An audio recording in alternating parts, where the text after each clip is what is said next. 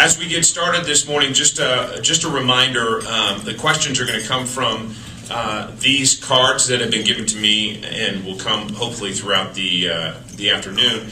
But likely we won't have everybody answer the same question, because if we did that, we'd have a total of 4 questions if all of you answered for just a minute. So we'll try to direct it to lawmakers who have a certain interest in that issue, sit on a committee where that issue is discussed. So that's what we'll try to do, and please help guide me with that.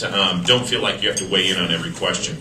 We will begin with one request from me, and that is, when you look at the bios of lawmakers online, it'll list sometimes the church they attend, the community interest that they have, but when it comes to how long they've served in the legislature, what does it say? It says the 103rd General Assembly. Now, I have a $10 bill here, and in the next 5 seconds, if anybody can tell me what years the 103rd General Assembly was, I will give it to you right now. 1, 2, 3. Yes. So, my point is, there's no clarity. I would just love to see on your bios online, first elected in blank. If one of you can get that done for us this session, that would be tremendously helpful. Oh, thank you, Senator. All right, let's go down the line, and we'll just have you introduce yourself quickly. Let's talk about the area you represent, a key committee that you serve on, and your number one priority this session, and we'll try to do that in 30 seconds. Representative Dunn, I'll start with you. Bill Dunn, obviously I'm a mathematical genius. I live in Fountain City, so I represent that area, Powell, Brickey, Halls, and then on up into high school. I serve on education, finance, and I chair the Calendar Rules Committee, and I'm going to be working on a constitutional amendment that deals with who actually is in charge of our schools. That's what? Who was? Charges the school, who actually is in charge of how we run our schools. Oh. Excuse me, yeah. We can't hear very well. There are people here who don't have excellent hearing, and so since you don't have a microphone, would you please speak up? Perfect. Thank you. I'll try. I'm Randy McNally. I represent Anderson County, Loudoun County, and parts of Knox County. I serve as chair of the Finance, Ways and Means Committee and chair of the Pensions, Retirement, and Insurance Committee, vice chair of Rules.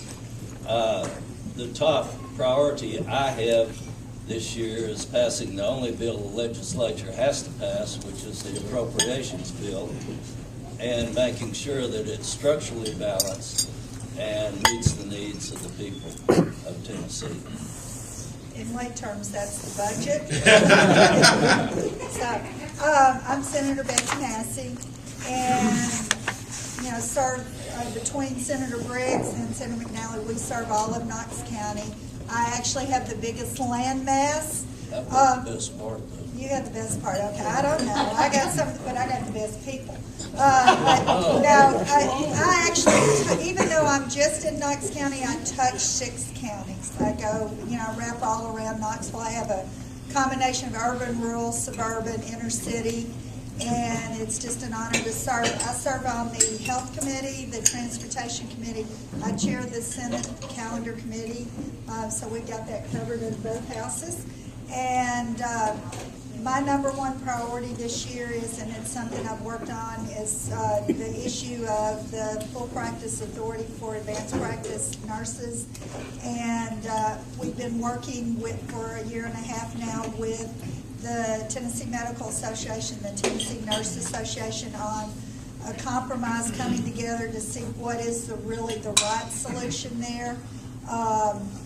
And so we're going to hopefully, instead of pushing the 2 individual bills this year, I'm going to be working on getting a task force put together that will be folks from throughout the state that are practitioners, that are consumers, that bring folks together and get it out of Nashville to get the real solution.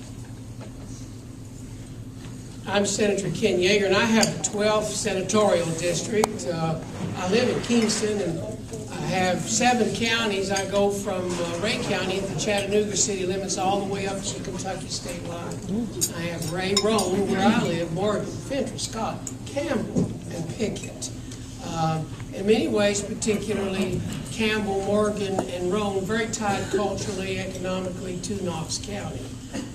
I'm chairman of the State and Local Government Committee. I sit on the Joint Fiscal Review Committee.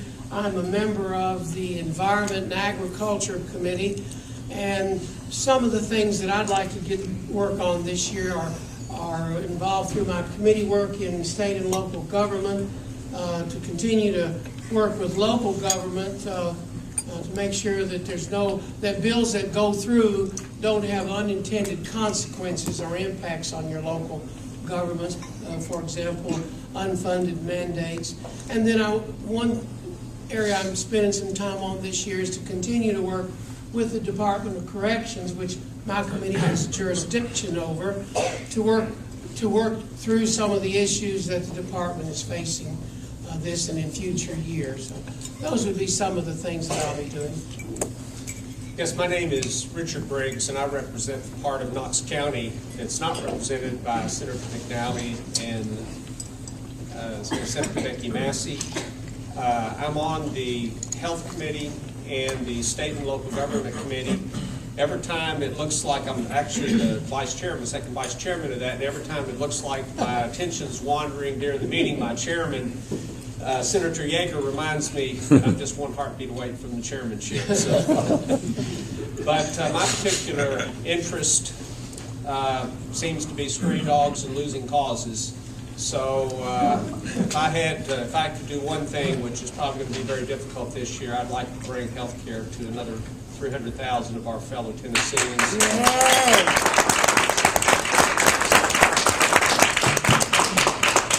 Also, I have interest in seeing if we can't do something to restructure the maybe I'd call it the command and control over the University of Tennessee, so we're not having to have the legislature be involved in a lot of the things that we're having to be involved with right now. I have some bills dealing with civil asset seizure and forfeiture, so innocent people aren't having the money taken from them, by the police department. We've done that by working with our local DAs and the sheriff's department. I have some other bills, but those are really my main interest.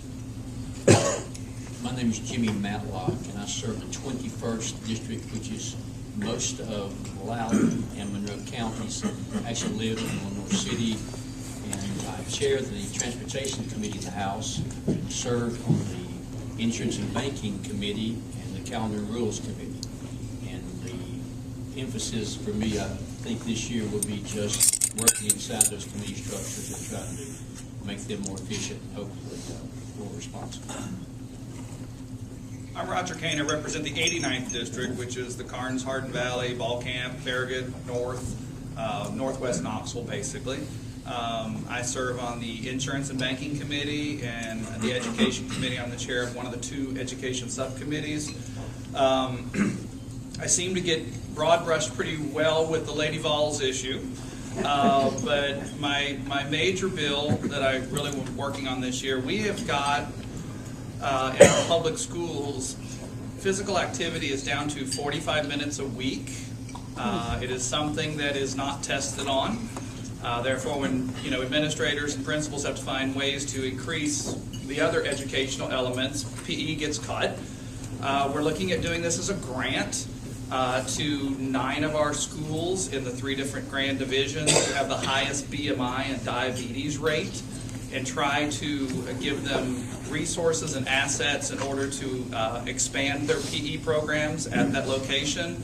My real goal in this is to see the educational piece come up, because I think when people feel good about themselves and they're physically healthy, the education elements will rise too. So I'm working on that with I have a few areas within the city around Anderson School. two primary efforts that I'll be looking at this year is to establish more post-secondary credit-bearing courses in our high schools. Expose the rigor, expose the opportunity for children throughout the state, not just in one or two systems. Second concept is, now that we've decided to go after the Drive to 55 and we've begun the promise, we'll be spending time making sure the details are there to accomplish those objectives. That'll be a major thrust as well. Good morning, I am Eddie Smith. I represent District 13 here in Knoxville. That starts over at Knoxville Center, East Elm Mall, if you've lived here for most of your life. Goes through the Alice Bell, Belmore, Whittle Springs, 4th and Gill, Fulton, Whittle Springs, up into Inskip, through Lonsdale, Sequoia Hills, and then heads across the river into Mount Olive and South Dole communities. Two primary areas that I'm focused on this year. One is repaying TDOT, $261 million that was taken out of their fund between 2001 and 2007 to help balance the general budget. And we've got a surplus this year, so getting our fiscal house in order and repaying that money, but also making sure that the local part flows down to the local communities that they never receive. The second one relates with small businesses. We've done a lot in the state to attract the Nissans and the Volkswagens, but what have we done for the small guys? So it's looking at a small business tax bill that would allow any new small business that starts up would pay no F&E taxes their first year, 50% of their F&E taxes their second year, and then they would be at full their third. It would equate to about a $7,500 tax credit for those new small businesses that start up in this state, and that's what I'll be working on as well. Well, good morning. I'm Jason Zachary. I'm by far the newest member of those that you see up here. I was elected, John, in 2015, August of 2015. Thank you, sir. Yes, sir. I represent the southwest corner of Knox County, which is Farragut, Concord, Bluegrass Lots, and Rocky Hill. I was recently appointed on Tuesday. My first week of session was recently appointed to the Business and Utilities Committee and Transportation Full and Sub. Priorities for this session for me, truly, and I don't say this in jest, priority is to be a good listener. I have learned last week that I have a big learning curve in front of me, and so I need to do a really good job of listening. I think many times many freshmen will make a mistake of trying to contribute too much to prove their worth, so I'm going to try to avoid that mistake. But I do really have three priorities that I'm going to work on. I have a transportation bill that I'm excited about. Senator Nicely is going to be carrying that on the Senate side. I have a couple of asset forfeiture bills where Dr. Briggs and I have met and kind of combined the bills we had to really strengthen that law. And then third is a grandparents' rights bill. Many times children that are born out of wedlock and the parents are removed from the picture, typically one set of grandparents is left out of having rights and visitation for those children. And so I have a great bill in place that is going to address that and give equal rights to both set of grandparents. So I'm excited about the session ahead. Hello, I'm Martin Daniel. I represent the 18th District. That includes West Hills, Cedar Bluff, North and South Cedar Bluff, Ridgedale, Rocky Hill, basically West Knoxville, east of Farragut. This is my first term, the second year of my first term, and some priorities for this term, as I see it. I'm always opposed to allowing government to expand. Okay, I view it as expensive, and so I'm always looking for ways to reduce the size of government. We have some bills that we'll be presenting this year concerning administrative rules and regulations to rein in those rules that impact our businesses so much here in Tennessee. Also, I'm interested in preserving our constitutional rights. As government grows, as it naturally grows and tends to infringe on our constitutional rights, so I'm looking out for those. Other issues that Dr. Briggs mentioned, I'm concerned about with the governance of the University of Tennessee and of TBR, the TBR schools. And as well, also we are working on some welfare reform bills. So those are our priorities. It's my privilege to serve. Thank you for having us here today. Well, it's good afternoon. It's good morning when we first started. Yeah. I'm Joe Armstrong, and I represent the fabulous 15th District, which is the University of Tennessee downtown and south and east Knoxville, inside the city limits. And I currently serve on Finance and the Health Committee. And I'm not sure whether I'm still on transportation or not. I've kind of been batted around here lately. But my issues this session are people's issues. And as Dr. Briggs said, when we look at $1.5 billion that can come back to Tennessee, actually coming back because we sent it to Washington in the first place, and 26,000 jobs that Insure Tennessee will create in Tennessee. And certainly that is expanding Medicaid is important, particularly to the 300,000 people that have lives it's going to affect. Also, seatbelts on schools is one of my issues that I continue to push and support along with Senator Massey this session. And mine are people's issues, and look forward to pushing those issues during this session. And thank you, John, and thank you to the press corps for inviting me. My pleasure, and thank you for being here. Frank Murphy is hashtagging this event ETSPJ, so if you send out a tweet on social media, if you hashtag that, he'll certainly retweet it, and he has a ton of followers, so that'll spread the word about this hap today. I'm going to start with this question from Dorothy Bowles, longtime professor at the University of Tennessee, and we're going to start with the background and then get to the question, and she writes, the bill to require citizens to pay labor charges to records custodians in order to look at public records was sent to summer study last session.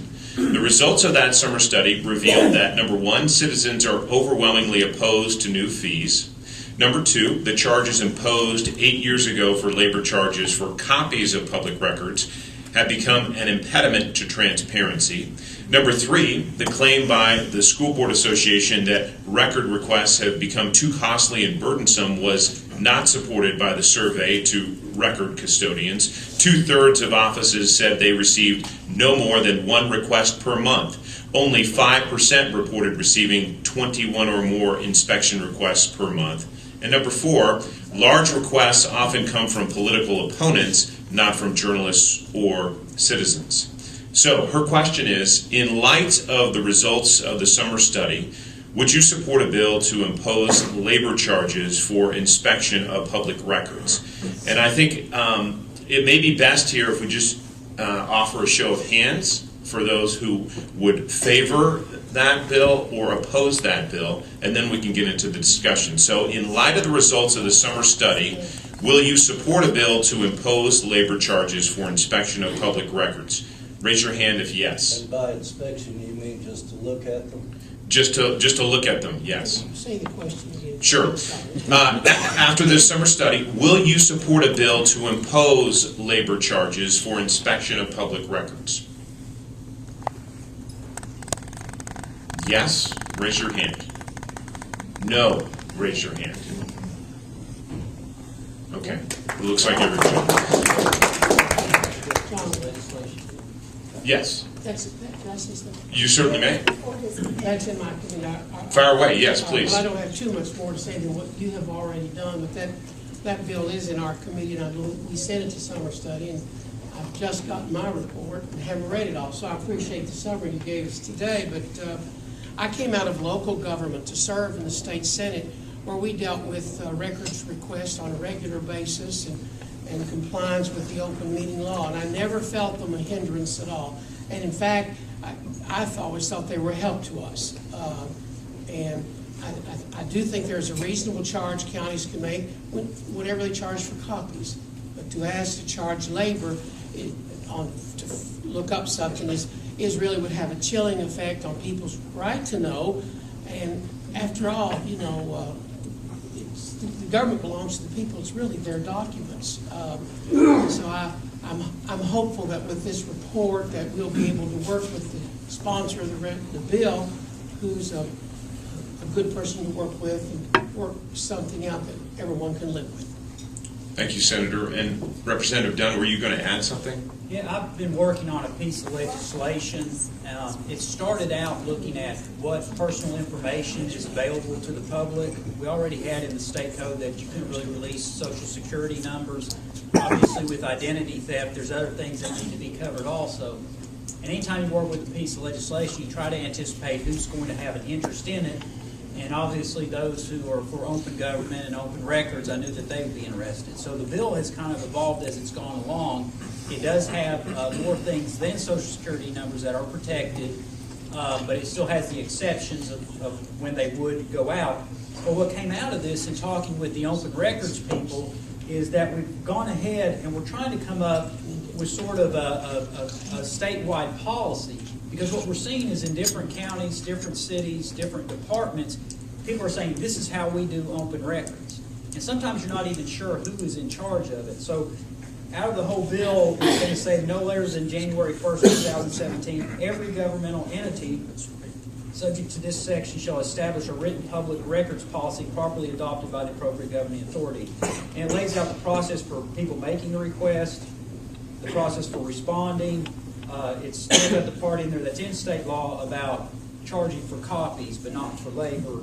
And then what I think is going to be important is that they've got to come up with the name and title of the contact person. So everybody knows who you go to get it, who is the expert who understands the policy.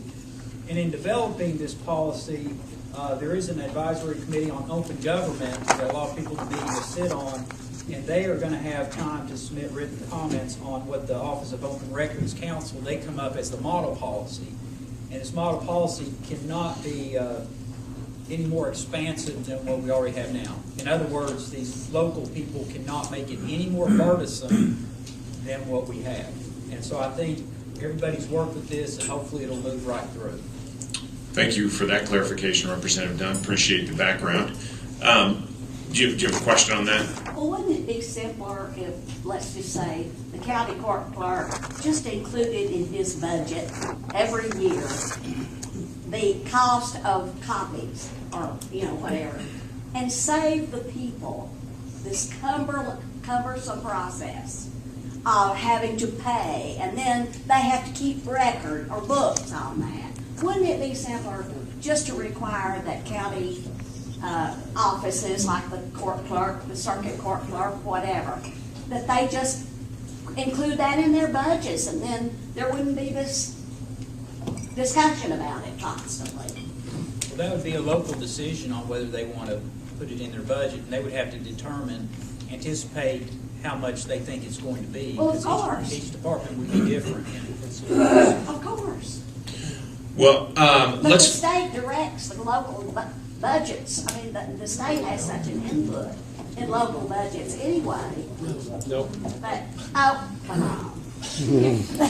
Well, let's move on to a question that I have about 4 or 5 cards on, and that deals with Insure Tennessee. And we know, at least from the things we read in the paper and hear on television, that issue is dead this session, that it is not going to come up. But I'd like to see a show of hands. Only one committee voted on Insure Tennessee.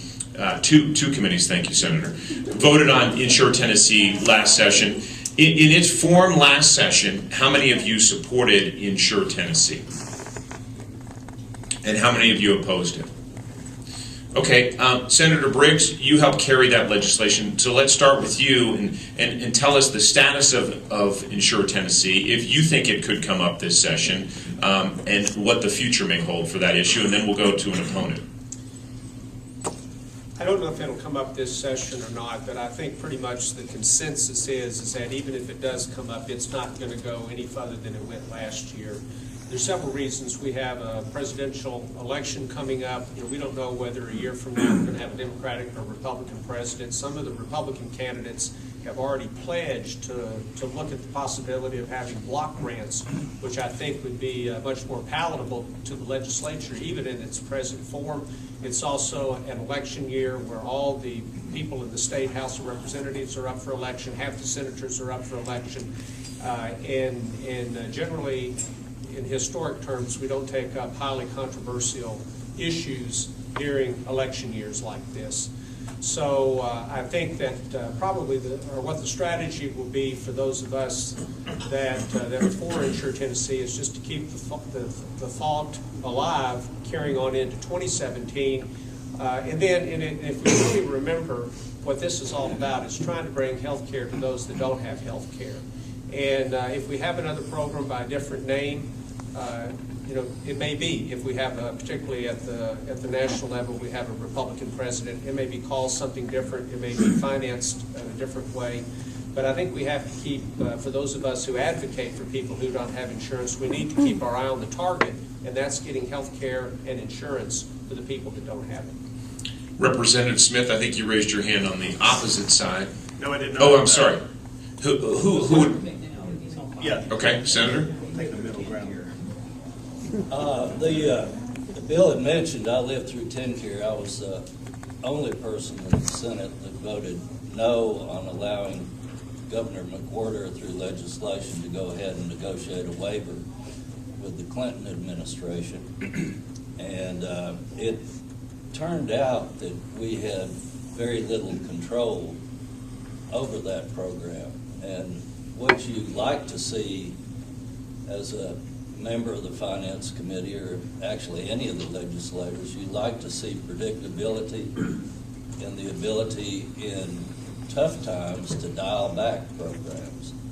This year, I think over the last 5 years, we've averaged putting in approximately $166 million into the TennCare program. And that's been driven mainly by enrollment issues, and probably number two are some of the very expensive drug treatments that have come out.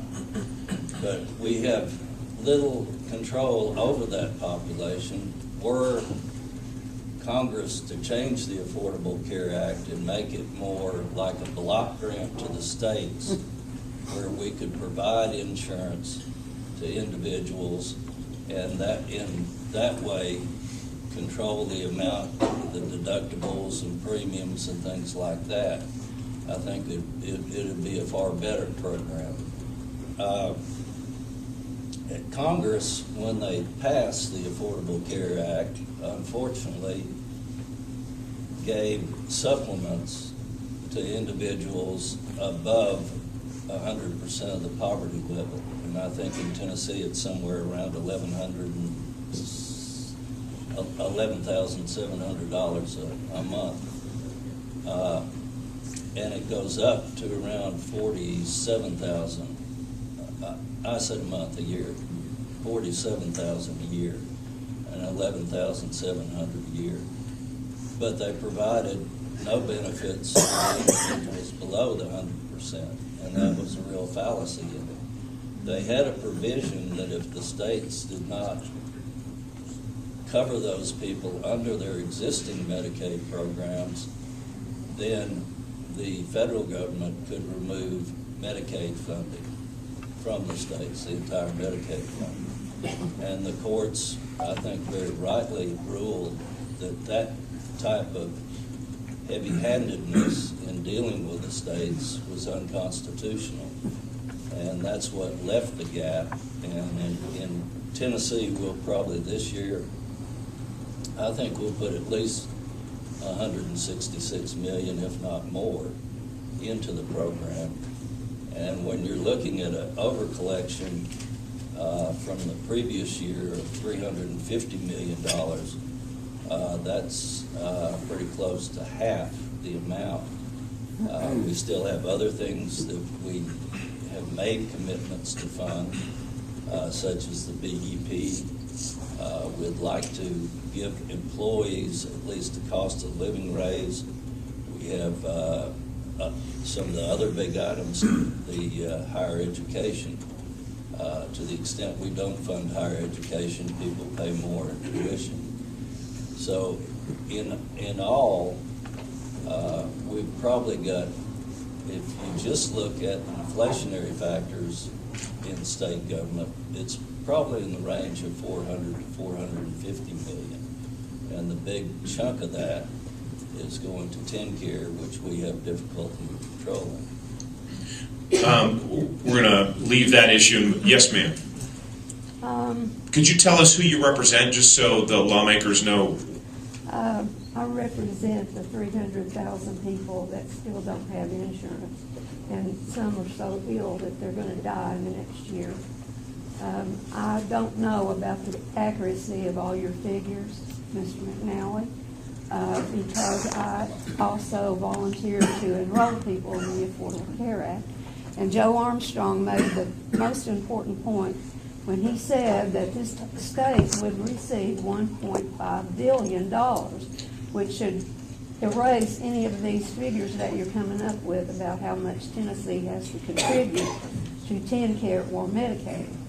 So do you have a question for the senator? The question is really for Dr. Briggs. Okay. Has any study been done to show how many people are so ill that will die in the next year? I know one person who already has died because she was refused admission to a hospital because she had no money and no insurance. Do we have any numbers on that? You know, we don't have numbers on that, but if that was done, that needs to be reported because that's illegal. A hospital, we have EMTALA laws, and the EMTALA laws say that anyone that shows up to an emergency room has to be admitted.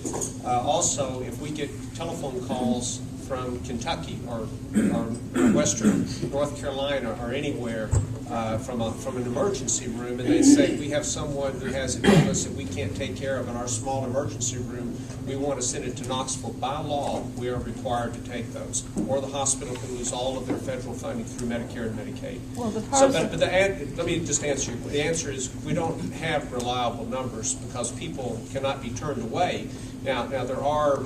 I think another better question is how sick would they have been that sick if they could have received care all along? But I don't have any numbers on that. Well, the person I referred to was admitted to a hospital and sent home with hospice because she had no way to pay for life-saving surgery. Well, we're going to leave this topic because we're running short on time, but I appreciate the background, Senator, both you and Senator Briggs, Senator McNally. We want to move to another issue that has generated a lot of headlines. The governor saying this week that he doesn't feel like the proposal of a gas tax is going to come up this session, although he spent a good chunk of this year searching for solutions and taking the temperature of the citizens about that idea. So just with another show of hands, if you all would let us know if you would support a raise in the gas tax in some form. The talk is anywhere from 8 to 21 cents. But let's just say, would you support a raise in the gas tax? This year? This year. A show of hands, yes. And a show of hands, no. Okay? And how about a maybe? Okay. All right. And anybody want to weigh? Representative Smith, you talked about transportation being a priority of yours, and how you hope to use some of the surplus money. Could you explain that? Yeah, and here's why a maybe. You've got to look at it, and when I met with the governor, it's kind of a four-step process. One, we've got to repay the money that we owe. $261 million is what we still owe. The second step is Senator Bailey has a bill to adjust the diesel rate in the state to the equivalent of what everyone else around us in the Southeast pays. If you understand how the diesel rate works for trucking companies, they pay into what's called IFTA. So it's based on the miles driven in the state they're in. All of that tax does not go to the state. If we raise that rate, we would also at the same time give a tax break through the F&E taxes for in-state companies, but it has a positive note of about $200 million a year coming into just on the diesel. The third option is we've got to look at is all the alternative fuels that are out there. Toyota by 2050 has said they want to get rid of all gasoline-powered cars and move to a hydrogen fleet. Nissan is looking at the same thing. There's a propane, natural gas cars coming on the market. So we've got to look at the alternative fuels that are out there and making sure they're paying, into the system as well. Then we need to look at the gas tax. So it's really kind of a four-step process to get us there. I don't think it's as easy as just saying yes or no, because we've got to look at a whole picture. There's going to be a 30-year funding strategy for the state rather than just a quick snapshot, let's grab some money. Thank you. Yes, Representative Armstrong. I was going to say, most of the projects, 90% of the highway monies are federal dollars, and we want to try to match those dollars, but yet we're taking Obama money on highways, but we're not taking it on health care. I guess that's the ironic part of it. Senator? I agree with Representative Smith. I think that some of the money, at least, or commitment to repay the money back to the reserve account for transportation has to be done. And also, I'd like to see a plan laid out about what they intend to do with the highway and with the gas fee, really, because it's a user fee. And I would think that in order to pass it, it needs to be kept below, in the single digits. I don't think people want to see a real sharp increase in gas tax, even though the prices are low. And 90% of the money goes directly into highway construction and highway maintenance, and the remainder is into collection, enforcement, and inspection. So we totally separate that fund, and it is paid for by those that use the roads and in turn do damage to the roads. John, I would follow up to what the senator said. I agree with that. The issue that we have to decide as a state, in my opinion, do we act as has the federal government acted and say, maybe we just push it to the next group, the next couple of years, and then we forever push down the road something that we believe is a part of the function of government. And while I have, like most people at this table, been very adamant about new taxes, Senator McNally is again correct. This is a consumer consumption fee being used by and paid by people as they travel. And that be a lot of people, by the way, outside our state who use our roads and would contribute to our roads. People who come to our state to use our beautiful lands and tourism, who come to search out for a new business, by the way, who come to us and travel across our state every day. There needs to be, as Representative Smith has already alluded to, a group of ideas pulled together. But I am resistant, as has the governor said in a couple of occasions, to just kicking it down the road to another administration or another group of legislators. If we do think there is justification for it, if we do believe investing in infrastructure is what government does, then I'm not so sure that we are doing our citizens right, and we're telling them that we're fiduciary individuals watching over their monies.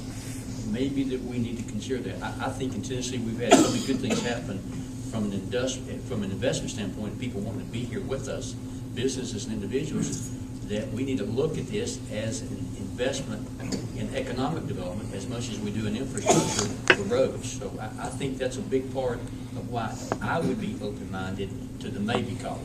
Senator, thank you. Senator Massey and then Senator Yeager. Just to kind of reiterate, I think that the problem is that there has not been that comprehensive solution. To me, it's not about a gas tax or no gas tax. It's about the transportation infrastructure needs.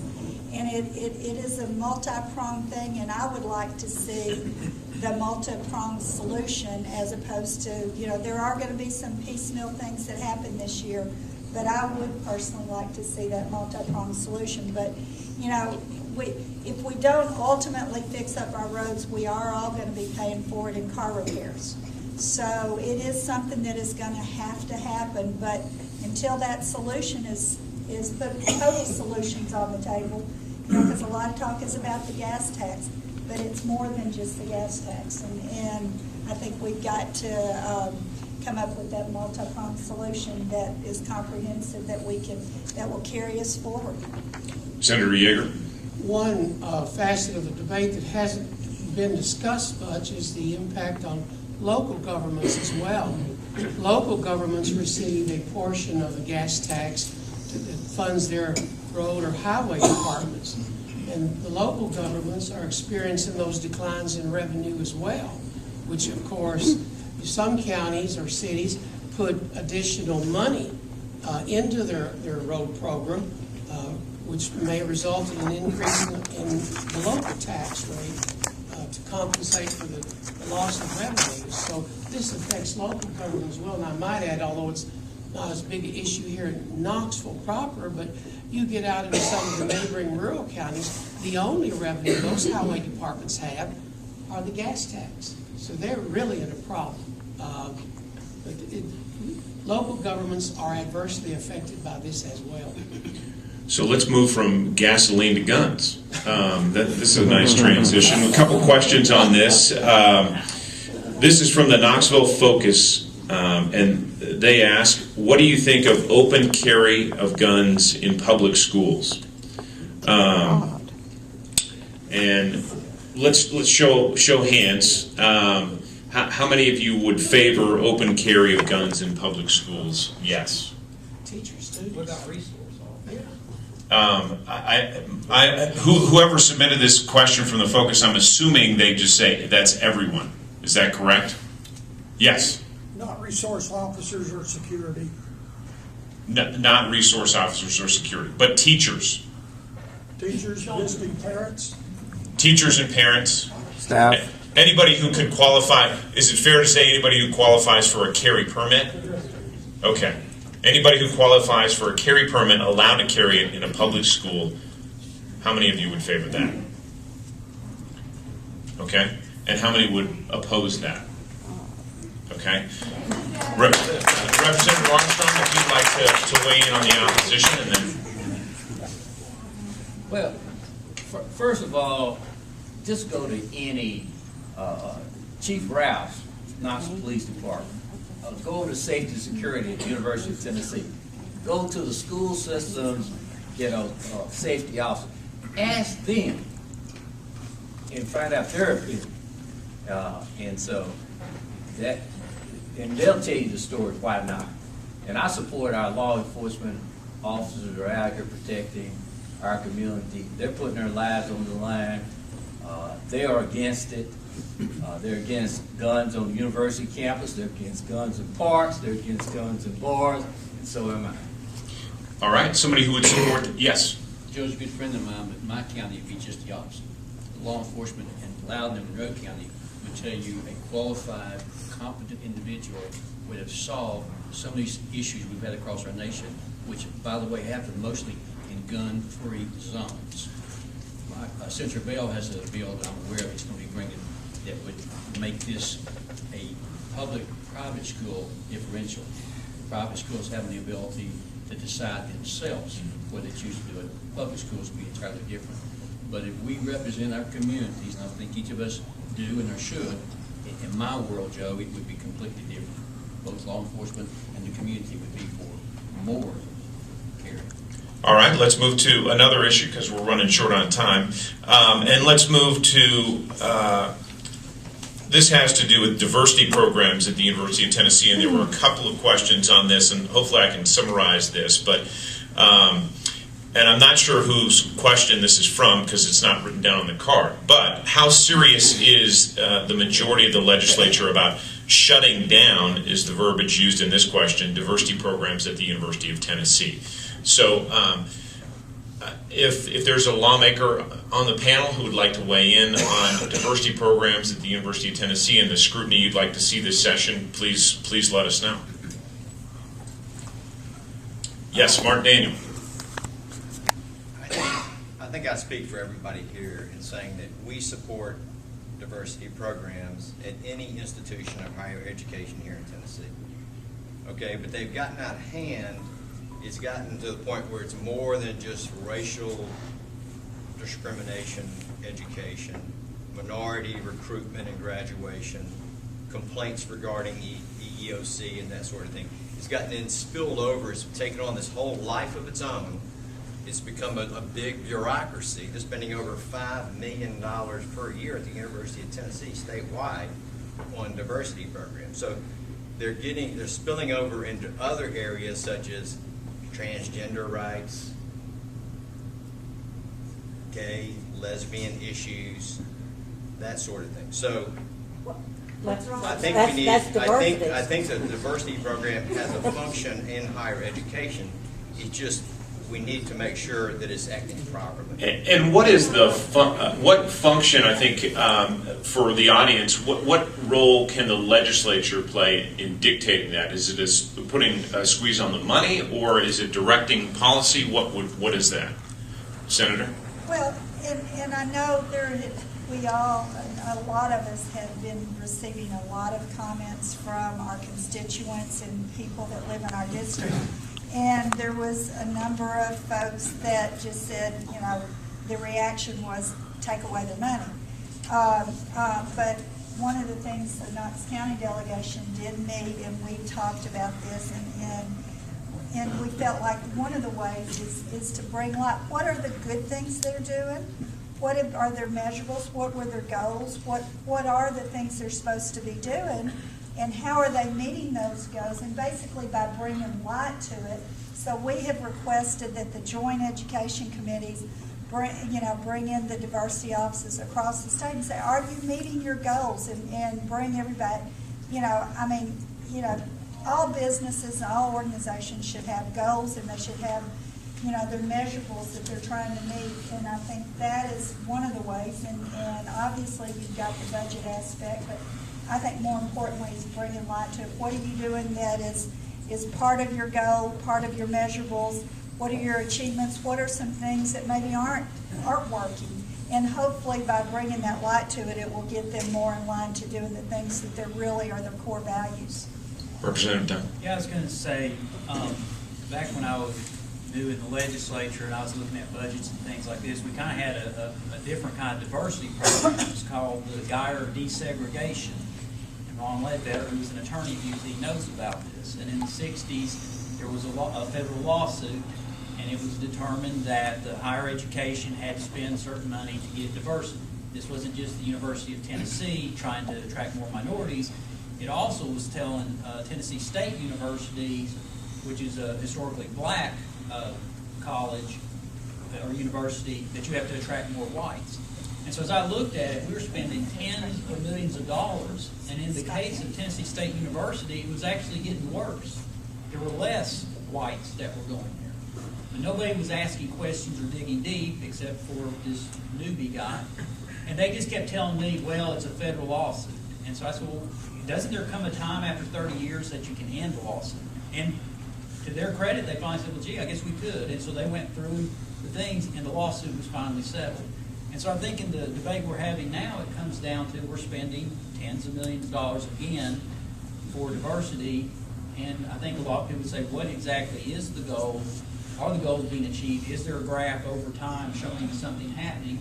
Or do we have people making six-figure incomes who are spending their time traveling to other states, just going from conference to conference? So there's nothing wrong with asking how tens of millions of dollars are being spent. And I'll reserve my judgment until you have the facts. Harry Brooks. I think the Senator and Representative Senator Massey and Representative Dunn alluded to it. We're looking to find out what are we doing, what is diversity in 2015, 2016. The Board of Regents, part of their diversity is trying to recruit, attract, and help fund scholarships for veterans.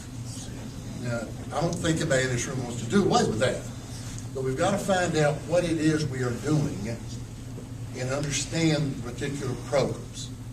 There's a lot of different issues, like one of the big pushes with UT Knoxville is a legislative incentive idea that came over the years that we said we want the flagship university, the state of Tennessee, to try to recruit children from every county in the state. That is part of the diversity issue. So until we understand all those pieces of the puzzle, then once we have that knowledge, then if there's an issue about defunding whatever, then it becomes a budget issue. But I think it's important first to understand what it is that's in 2015, 2016 diversity. And, because we're looking at all the schools. We're going to look at Board of Regents as well as UT system. Let's move from higher. Yeah, We've I'm got a sorry. question. It's my understanding that all this began because of something on the web that talked about pronouns that were used for different people. People that many are uncomfortable with because they're uncomfortable with those who identify themselves as various groups. And most of us identify as either he or she. And then that began to go into all these other issues. They're not spending tens of millions. They're spending a few million. And your question is? My question is, why don't we look at what other people are doing in other states? Because recently there was a study at Harvard where they wanted to use those pronouns and everything was okay. I know it's Harvard. They're the pointy-headed people in Massachusetts. Fair enough. Your question is, why don't we look at other states? Why can't we look at other states? And Representative Dunn, it sounded like that's something that you'd like to see happen. A broad look at what is going on, not just in the UT system, but elsewhere. Is that what I heard you say? Across the state. I'm more interested in the state. Okay. What does a diversity guy do all day? I would guess, I may be wrong, but I would guess that you'll find that there's a lot of travel, going to conferences to hear other people saying, here's what we do in our state. And then you have to come back and justify why you're getting six-figure income. So it's like, well, let's post something on our website because we haven't put something on there in a while. And that's where problems come from. That's just human nature. If they come forward and they say, man, I'm here at 7 in the morning, I leave at 5, and this is the value I bring to this university, tell us. Okay. But, Well, tell us what you're doing. clearly that is going to be discussed this session. I want to move on to this because our time is running short. Move from higher education to local education and local control here, in a sense. This is not from anyone in particular, but it is something we've heard a lot of talk about, and that is electing school superintendents or appointing school superintendents. Who would favor electing school superintendents on this panel? General election? They're elected now. No, they're By the school board, right? By the people. You're talking about a general election? John, the Yes. bill that's out there is to give the local body the local option. And if Knox County would say, the county commission can say, okay, we'd like to put it to a vote, and it would have to pass county commission, and then it would go to a vote of the citizens and give the citizens of their county to make that choice. So that's really... The legislation that's on the table now. That's the legislation that's on the table. And how many of you favor that idea? Oh, government. Pardon me, I couldn't hear it down this end. allowing local communities to decide whether or not they want to do elected or appointed. Okay. And who's against that? Representative Armstrong, yes. Okay. Go ahead. Oh, I just think that school superintendent is a professional position and requires people that have discipline and training. I feel they need to have a master's or a doctorate degree. Knox County, 20 years ago, used to elect the superintendent. The city used to appoint it. You can look at buildings, you can look at the difference in the two systems before they were combined, and you can see the inequities that was within a political system and a system based on getting a professional to administrate it. And certainly, nowhere else in the country are looking at reversing, going back, unless you're going to give school board members taxing authority to where they can impose taxes and they don't have to go through county commission or any other legislative body. Anybody on the opposing side of that who would like to Bill weigh in? says that you would have to have a master's degree to do this. And I always still believe that government closest to the people is best for the people. And that's what this is. The people of this community decide what's in the best interest of Knox County educationally. And that's why I support it. Thank you for the education this morning. Football coaches and superintendents. We appreciate your time. Yes, sir. The most, Mildred Doyle was not a football coach. But the point is that when she ran the system, I mean, she was elected year after year after year after year. The most substantial growth and improvement in Knox County School was under Mildred Doyle. Yeah. I mean, if you go back and look at the history, I mean, but the lady was very powerful politically. If you were elected office over at that time, I mean, that's the way it was. But I'm just saying that the reality of which one works the best is basically going back to the public, in the sense if the public sees value and if the public sees quality and good leaders, then that's where the public's going to wind up voting. You know, today's public is very different than the politically charged folks that are out there. I mean, the folks that we're electing today are really highly qualified, experienced, and do a good job. I'm just saying, just look at your new set of officials that are coming in. They all sort of fall in that same category. We appreciate your time this morning.